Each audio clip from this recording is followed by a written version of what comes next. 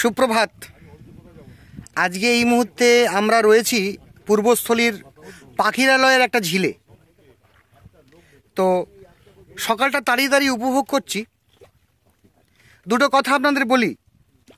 60 বছর বয়সে চাকরি শেষে 10 কোটি টাকা দিয়ে কি হবে যদি 30 বছর বয়সে পৃথিবীর কোনো রূপই না দেখলেন।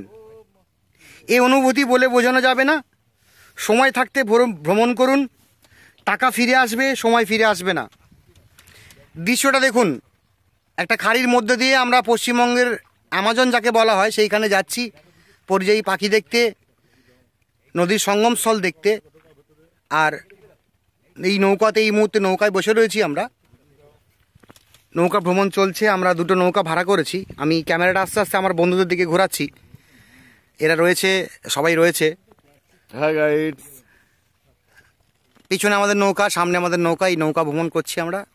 সকালটা তাড়িয়ে উপভোগ করছি। সামনের দিকে একটি নৌকা আসছে।